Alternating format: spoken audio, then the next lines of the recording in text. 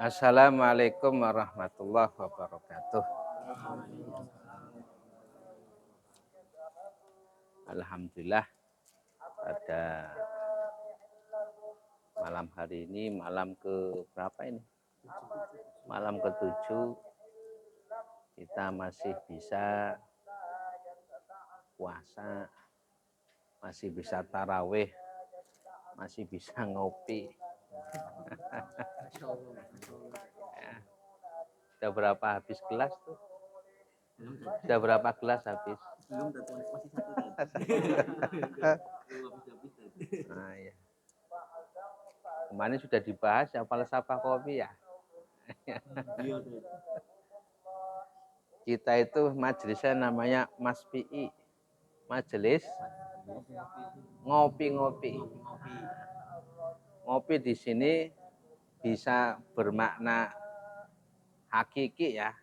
Artinya kita itu ngopi, ada kopi pahit, ada kopi manis. Ini secara makna hakikatnya demikian. Tapi lebih dari itu ada makna majasi. Ngopi itu ngolah pikir, ngolah pikiran. Orang itu kalau ndak diolah pikirannya bisa stres. Ya Mas Jalal. Iya. Itu makna majasi kayak gitu. Orang ngopi itu berarti ngolah pikiran. Nah, yang namanya mengolah berarti memanage pikiran. Pertanyaannya pikiran itu letaknya di mana? Pikiran letaknya di kepala, oke. Kamu di mana? Di otak. Pertanyaannya orang gila punya otak enggak? Nah, tapi punya pikiran apa enggak?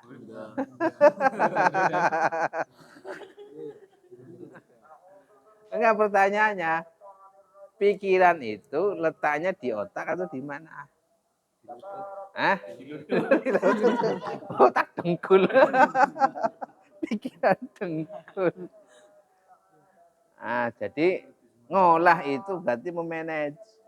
Pikiran itu letaknya adalah di hati. Nah, iya. Lahum qulubul la yafqahuna biha. Orang-orang kafir itu punya hati tapi tidak bisa memahami. Pertanyaannya, memahami itu yang memahami otak atau memahami hati? Allah katakan yang bisa memahami itu hati.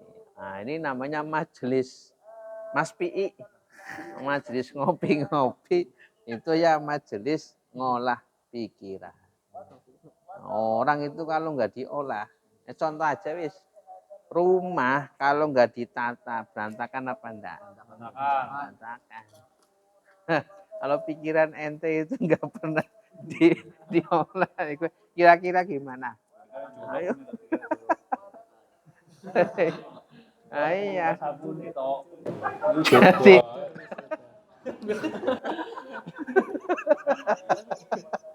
jadi inilah. Jadi ini kita namanya ngopi itu artinya ya majelis ngolah pikiran. Dan majelis ngaji. Ya, ngaji itu adalah ngasah jiwa. Ngaji itu ngasah jiwa.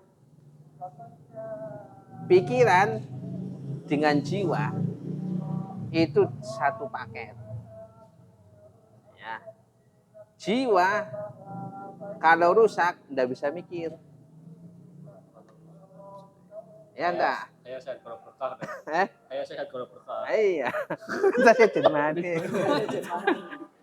Kayak nomornya gitu. Iya, jadi orang itu harus bisa ngasah pikiran dan ngasah jiwa. Ngopi ngolah pikiran, ngaji itu ngasah jiwa. Jiwa itu dalam bahasa kita itu adalah hati. Ya, jadi sumber itu di sini nih. baiknya seseorang atau jeleknya seseorang itu berada di sini. Ya, di kolbun. Nah, maka kita namakan masfi'i, majelis ngopi, ngolah jiwa plus ngaji. Ya, ada ngasah jiwa. Jiwa kita itu harus diasah. Ya, wis contoh. Pisau kalau nggak diasah, kira-kira bagaimana? Ketul apa ketul? Betul. Ya, bekas enterin atau biasa? Sering biasa.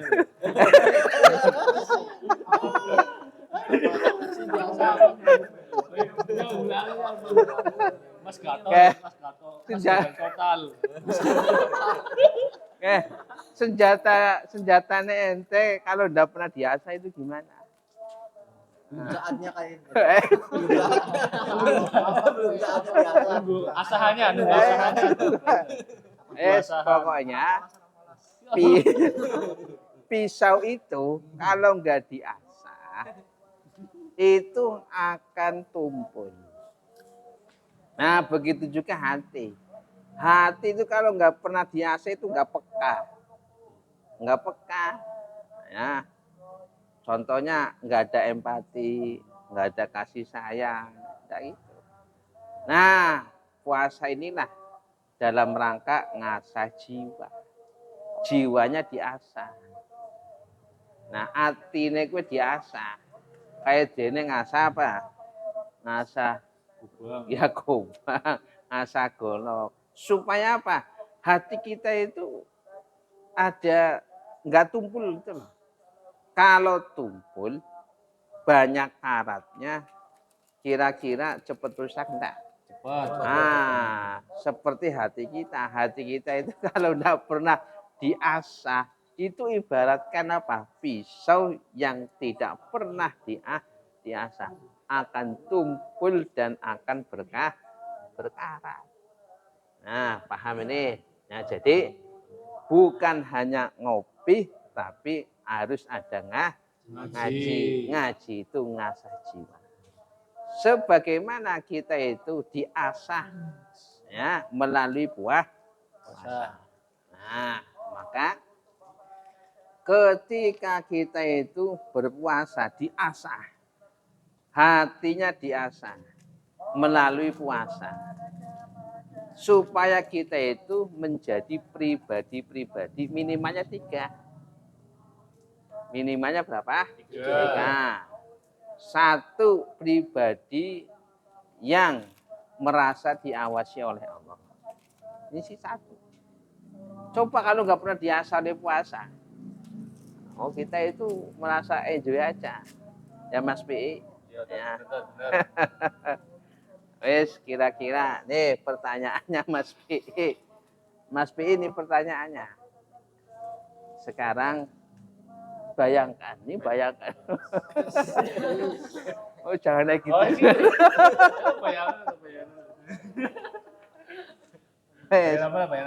Bayangkan pada siang hari, ya, kamu dalam keadaan haus, sendirian, ada es teh. Kira-kira berani minum apa enggak? Yang orang puasa minum. Puasa.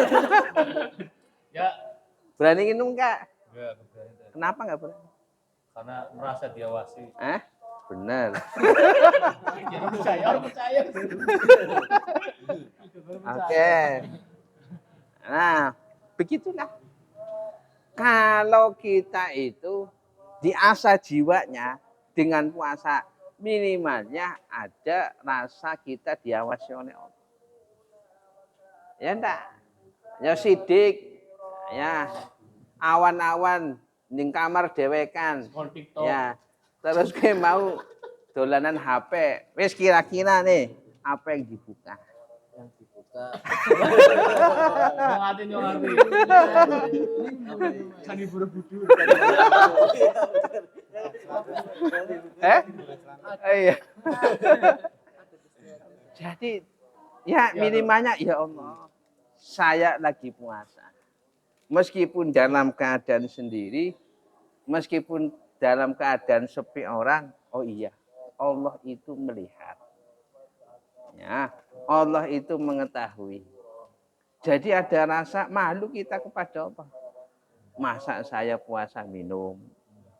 Ya, masa kita itu puasa itu maaf ya lihat sesuatu yang tidak diperkenankan. Ya. Nah, akhirnya apa? Kalau menjadi pribadi yang merasa diawasi oleh Allah dengan diasah melalui puasa, maka ini menjadi pribadi yang apa? Menjadi pribadi yang bisa berusaha untuk memperbaiki apa? Amal ibadah. Nah, demikian. Ini yang pertama, pribadi yang merasa diawasi oleh Allah.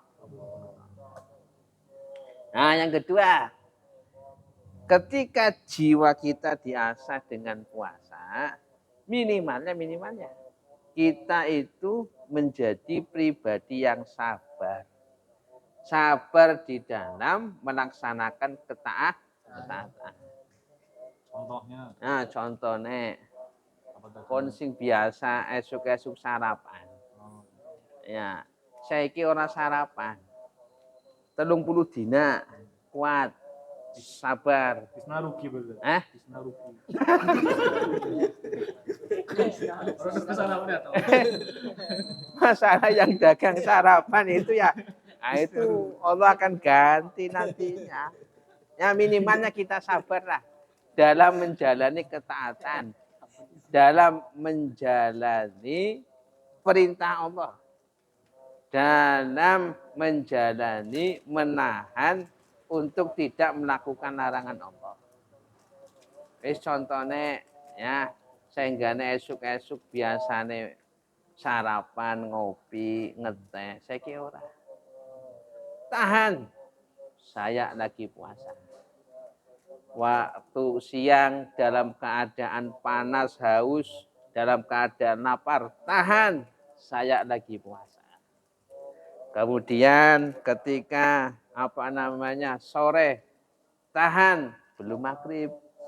Ya, itu berarti menjadi pribadi yang sabar di dalam satu melaksanakan perintah, dua sabar di dalam menjauhi larangan Allah.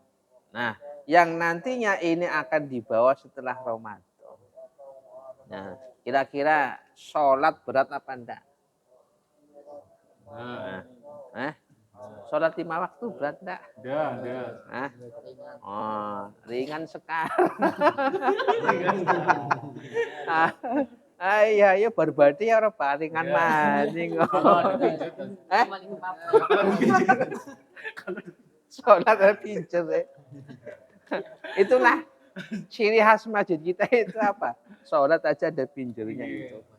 Oh, ini luar biasa. Tapi ada pinjer yang lebih hebat. Pinjernya malaikat. Pinjernya malaikat hebat maning, ya. Mulane kayak wis apa arane sholat kasih ini berat. Ya, makanya Allah katakan wa innaha nakabiratun ila anal khosyin. Sholat itu berat. Kecuali bagi orang-orang yang khusyuk.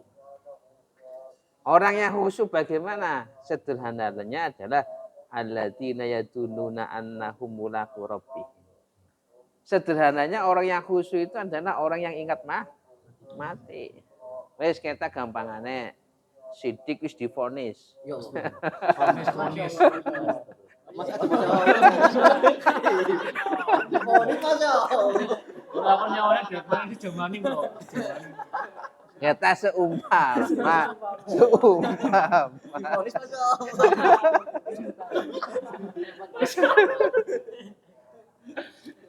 Seumpama divonis ya umurnya hanya tinggal 1 bulan. Nah, ya, kira-kira itu saya yakin tuh sholatnya wis luar biasa. Masya Allah. Nah itulah maka intinya apa? Orang ya, ketika diasah jiwanya dengan puasa, sabar dalam menjalani ketaatan, terutama sholat. Sholat ke angel. Ya, angel jagane apa maning jamaah. Ya. Oke, apa maning sing kerja ke angel men salat jamaah. Promo. Katot.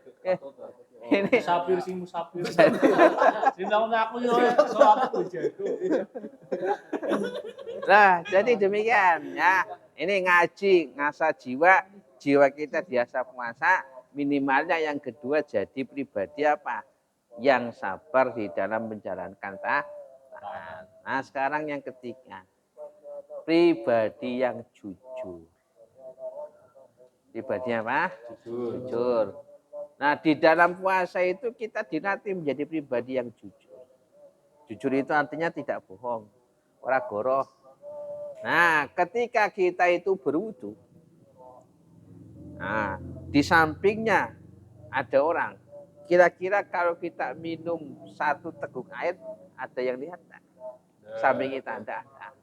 Karena kita itu dilatih pribadi yang jujur, maka ini saya harus jujur pada diri sendiri. Saya tidak mau ya membatalkan puasa saya.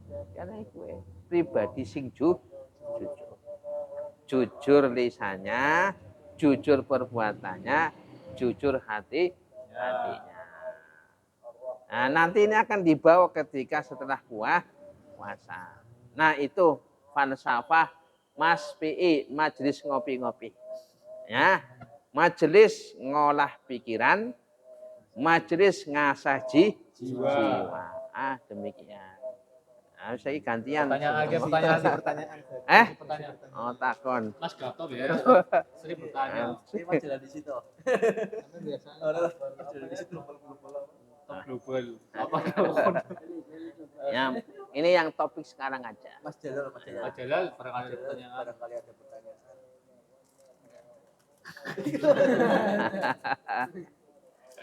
Itu Pak, kalau nelen ludah. Puasa nelen ludah pacar gimana sih? Apa? Ludah pacar. Puasa beneran udah pacar. Astagfirullah. Oh, udah boleh. Kalau ludahnya sendiri enggak masalah. Kalau ludahnya pacar enggak boleh. Belum keluar mulut. Belum keluar mulut. Iya, itu kan bukan dari kamu. Iya. Kan lagi bahas puasa. Kan Nah, sekarang kan gini, itu kan ainun. Ainun kan sesuatu. Nah, pertanyaannya, sesuatu itu dari kamu atau dari orang lain? Dari pacar. Ya kan? sudah satu hati. Meskipun satu hati. Udah nikah. Iya. Kayaknya udah hatam. Enggak boleh, ya enggak boleh. Belum keluar. Belum keluar. Ya. Nah, kecuali yang nelen atau apa ludahnya kamu. Enggak batal kalau Itu enggak dinikahi. batal. Kita pada bayo. Nah, monggo yang lain. Kalau lagi bukan pas puasa itu kumur-kumurnya gimana tuh? Airnya masuk ke mulut atau gimana? Nah, airnya masuk ke mulut. Iya, masuk ke mulut tapi jangan berlebihan. Nah, contoh berlebihan ambil air banyak. Kemudian sampai kumur-kumurnya seperti ini, gitu. Itu berlebihan. Ya, kata Nabi, fabalik fil istinsak ila antakuna soimah. Oh, kamu tidak apa-apa berlebih-lebihan dalam berkumur-kumur. Ya, kecuali dalam keadaan kamu itu berpuasa. Kalau berkumur-kumur ketika puasa biasa saja. Masukkan air ke mulut, dikeluarkan. Nah, itu. Nah, di istinsak masukkan air ke hidung, kemudian apa? Keluarkan. Tapi jangan berlebihan. Kalau berlebihan sampai masuk batal puasanya. Kalau tidak sengaja tidak masalah. Yang penting kalau tidak berlebihan, ya itu tidak masalah. Kalau orang di rumah sakit ya, Dad. Orang di rumah sakit. Iya. Rosa. Iya. Kalau orang di rumah sakit. Orang di rumah sakit atau cuma di rumah sakit? Sakit toh, Tet? Sakit. Sakit. Kan belum tentu orang di rumah sakit ya. Ini lagi sakit, Tet. Ini lagi Oh, sakit. berarti bahasanya ada orang sakit di rumah sakit. Iya, Tet, ada orang sakit di bukan rumah sakit. ada orang di rumah sakit. Iya. Belum tentu orang yang di rumah sakit kan itu. Ada orang sakit di rumah sakit. Ah, Tet. kayak gitu. Iya. Dia kan diinfus, Tet. Ya, diinfus. Membatalkan puasa apa enggak, Tet? Ya, membatalkan puasa apa enggak? Nah, kopi dulu. Infus yang fungsinya sebagai pengganti makanan dan minuman membatalkan puasa. Kalau obat-obatan, Tet. Kalau obatan enggak. Tapi kebanyakan infus itu kan pengganti makanan dan minuman. Itu batal puasanya. Paham ya? Nah. Gimana Mas Jalal? Ini kelihatan sudah 5 watt ini. Kalau Ah, masukin air dari itu,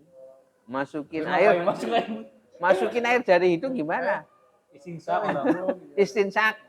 Ya enggak apa-apa istinsak. Kecuali pas itu airnya ikut ke dalam. ya enggak apa-apa kalau enggak sengaja. Yang penting kalau itu masukkan sampai sini aja. kalau di sirup Ya. Masya Allah. Ini Mas Slamet. Tet, mau bertanya lagi, Tet. Ya, silakan. Ciri-ciri orang yang merugi, Tet, Ah. ketika datangnya bulan Ramadan itu apa, Tet? Ciri-ciri orang yang merugi, dia bertemu dengan bulan suci Ramadan, dia mampu melaksanakan puasa Ramadan, tapi dia sengaja meninggalkan Ramadan. Ya Allah, Sulfa. Nah, itu rugi. Dia menjumpai bulan suci Ramadan. Dia mampu melaksanakan puasa di bulan suci Ramadan. Tetapi dia itu meninggalkan puasa di bulan suci Ramadan, itu juga orang yang merugi. Berikutnya yang kedua, dia melaksanakan puasa. Nah, tetapi tidak menjaga adab-adab puasa. Contohnya, dia puasa tetap berbohong. Nah,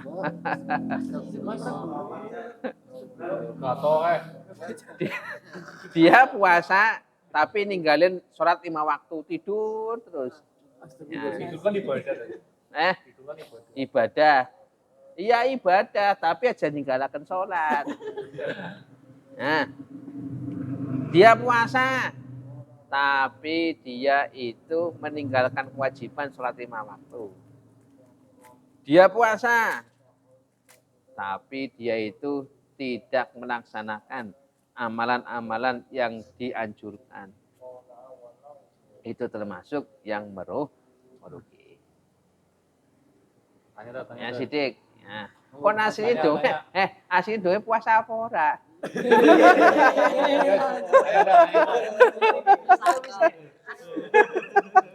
Kalau misalnya kan ada orang yang udah sepuh ya, udah Ah, tua lah ibarat, itu nggak puasa tuh, nggak puasa itu ah. bisa diganti apa atau gimana? Ya.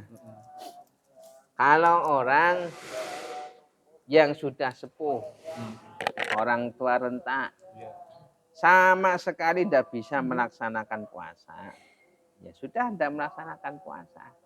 Tetapi diganti ya dengan fidyah.